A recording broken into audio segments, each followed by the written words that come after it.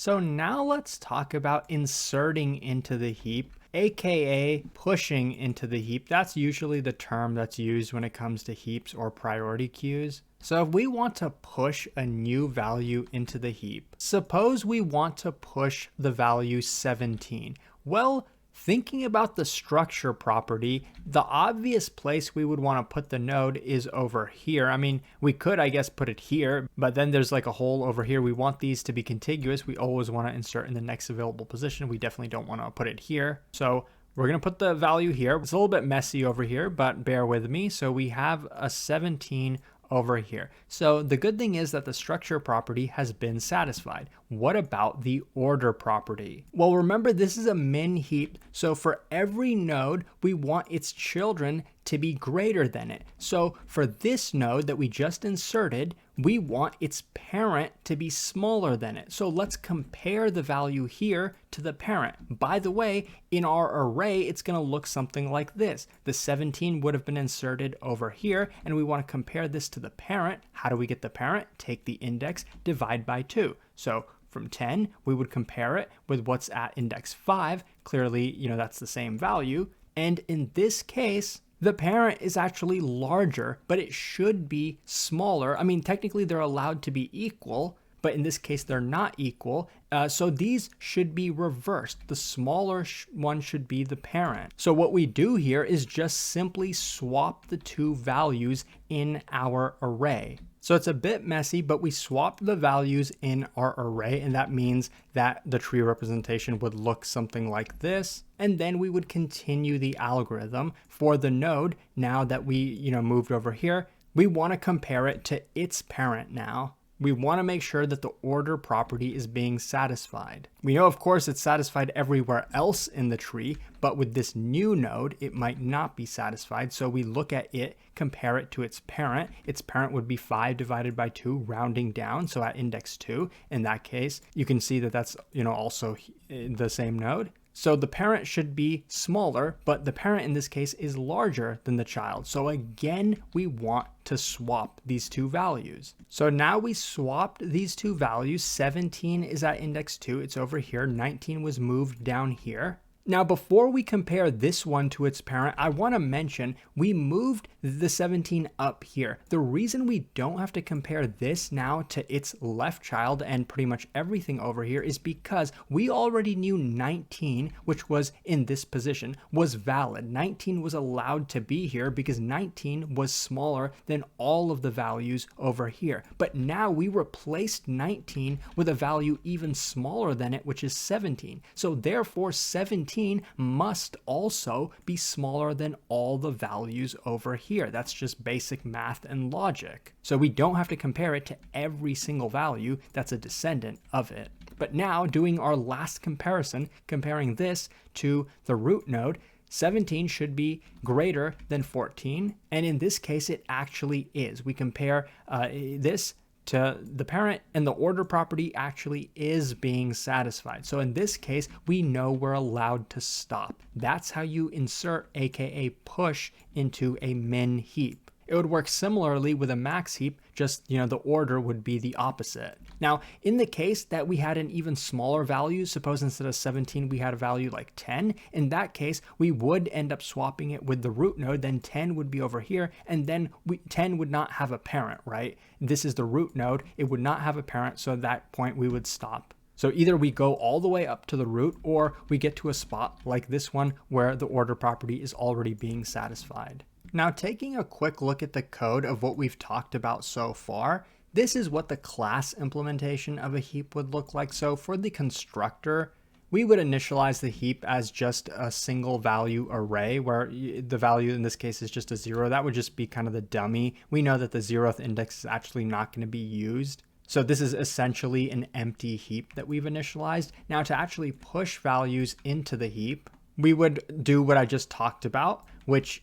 is taking that new value that we're inserting and appending it to the heap. So putting it at the last index. So the heap itself, remember, is just an array. a dynamic array, but essentially an array, then we would get the index that we just inserted at, which would be the length of that array, -1. So we would be at index 10. And then we would do something called percolate up. That's pretty much what I just talked about, where we insert the node here. The node that we did was 17, and then we percolate up, which is basically shift it up while the order property is not being satisfied. So, we shifted 17 up here, then we shifted it up here, and then we stopped. So this code is essentially doing the exact same thing. You can see that index I, which would be 10 initially, is being compared to its parent, I divided by 2. In Python, we use double slashes when we want to round down, but the general idea is going to be the same in any language. We're going to compare it to its parent. If it's less than its parent, then we're going to swap it with its parent. So we, have a temporary variable, move the parent into the child position, move the child into the parent position, and then we want to take our index and then divide it by 2, because we just went from here to the parent position, and now we want to potentially from here swap this with its parent, or at least compare it with its parent, and then we would continue the loop to do that comparison and keep doing that until this is no longer true, until the node is in the correct position. What would be the time complexity of this, by the way? Well, essentially the height of the tree. And in this case, we actually know that the tree is always going to be balanced. That's kind of the point of having a complete binary tree. So in this case, we can definitively say that the time complexity is basically going to be log n, where n is the number of values in our heap, aka in our array. Next, let's talk about removing from the heap, aka popping from the heap. We don't actually specify a value that we want to pop because, remember, our priority queue is about popping the priority element, and we know that the minimum is going to be at the root, so that's the one that we're always going to pop. So it seems simple enough, but actually popping is more complicated than inserting. If we just wanted to read the top element, we just wanted to read what the minimum element is in our priority queue, we could just go to index 1 and then return that. That would be easy, but to actually pop it is going to be a little bit more complicated because we have to maintain the structure and order properties. Now, after removing this node or removing that value from the array, your first instinct might be to just take the minimum of its 2 children and replace it with that. That would kind of maintain the structure because we have a hole here we need to fill. We can fill it with one of its children, and the order property, we want to make sure that the minimum value goes here. So the minimum must be one of these 2 children, because all of these are going to be greater than 16 and all of these are going to be greater than 19. So the minimum has to be one of these 2. It seems simple enough, but if we do it like that, we're going to put the 16 over here, which works. And then we have to replace this with the minimum of its children, which is 19. So we remove the 19 and then put the 19 over here. Now the order property is being satisfied, but not the structure property. Notice how this level is full, this level is full, this level is not full. We introduced a hole over here. We didn't want to do that. If we're removing a node, we should remove it from the bottom level, but we weren't able to do that. This is why this way doesn't work. It's a good idea, but it doesn't work. To get pop to work and to maintain the structure and order property and do it efficiently, we actually have to use sort of a genius technique, but it's actually a relatively simple one once you know it. What we actually do is remove the 14 and replace it with the last value in the array, the last node in our tree, which would be over here. Because remember, that's the way to maintain the order property. So we remove this node and move that 30 over here. And of course, under the hood, this would actually be going on in our array, but I'm not going to be drawing all that out because it's actually going to get kind of complicated here. Now, the good thing here is we satisfied the structure property, but not the order property. But we can fix that. Instead of percolating up like we did when we inserted a node, we can do the opposite by taking this and percolating down, because we don't know that this is in the position it should be at. We need the minimum to be in this position. We know that this is probably not the minimum. The minimum is one of these 2. So what we do is we take the minimum of our 2 children, the left and right, the minimum is 16. So now we compare that minimum to this node, 30, which one of these is smaller? 16 is smaller. Therefore, we're going to swap these two nodes. We're going to put 16 over here and 30 is going to go down here. Now we already know 16 is smaller than all of these because it's smaller than 19, which is smaller than all of these. Remember, heaps have a recursive order property, but we're not done yet because we need to satisfy that recursive order property. 30 should be smaller than all of its descendants, meaning it should be smaller than both of its children. So let's take the minimum of the two children. It's 19. Is 30 smaller than 19? Nope. That means we need to perform a swap. So let's swap these two values, move the 19 to be in this node, and the 30 will now be in this node. It's definitely gotten pretty messy. Sorry about that, but we're pretty much done at this point. So it's really counterintuitive that we would do it this way. We would literally just take the last node, move it to the root, and then percolate down, but that is the most efficient way to do it. That's why I say it's a genius thing to do, because you wouldn't really come up with it, but once you know it, it seems really simple. And now our min heap is satisfying all the min heap properties.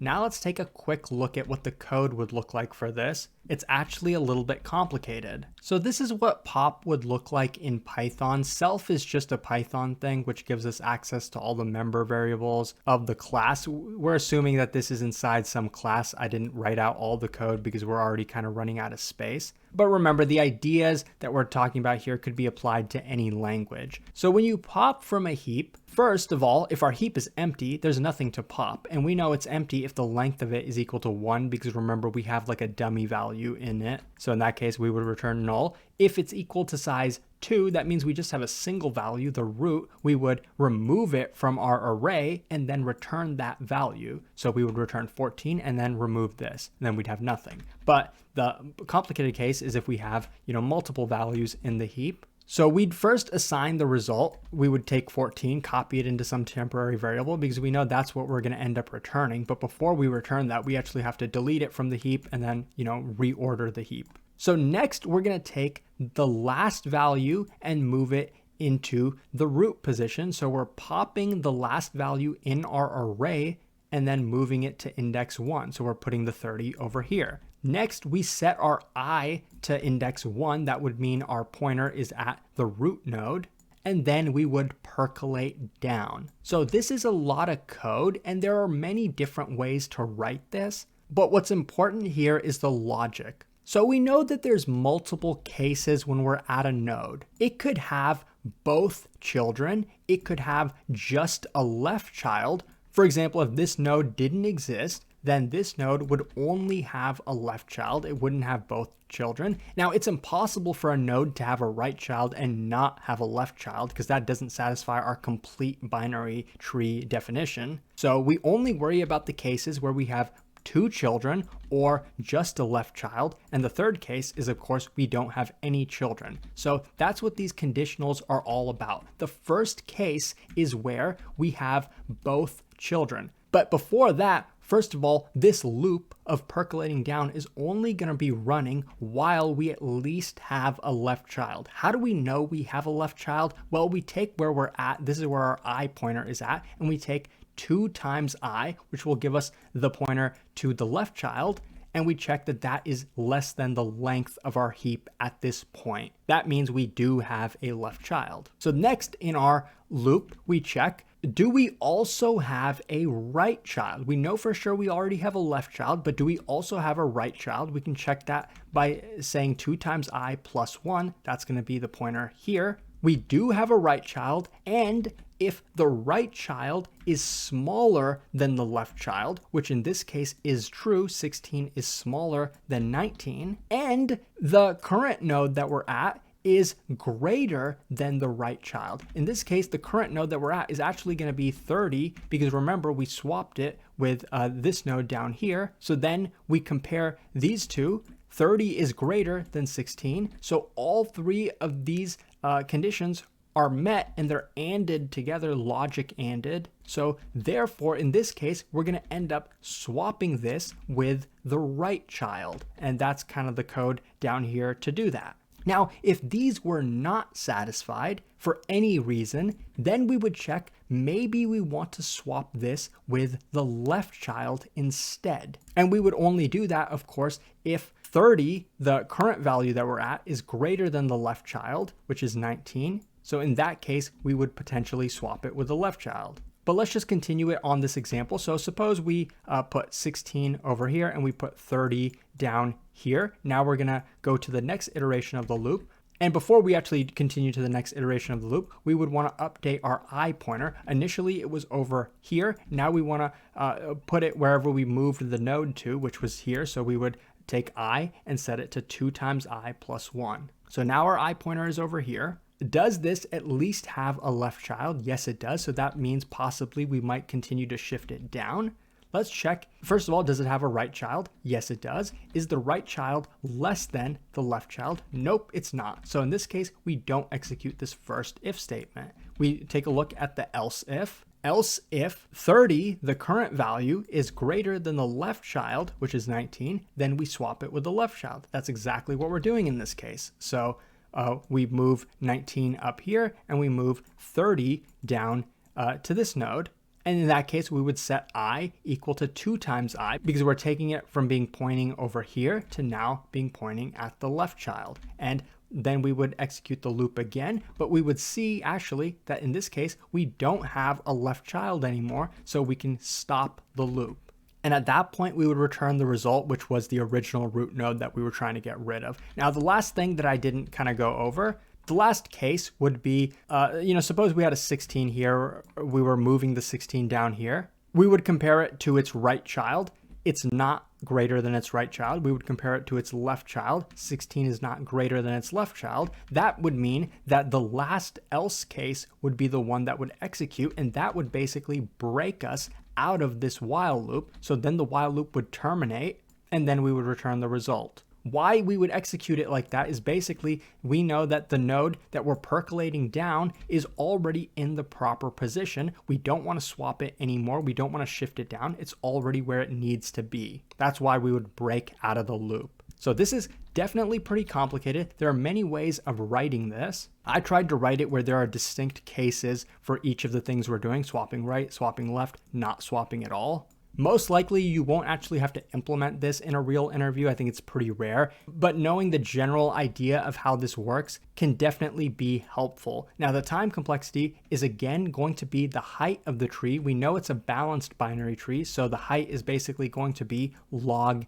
n. So that's the big O time complexity. And that essentially comes from percolating down.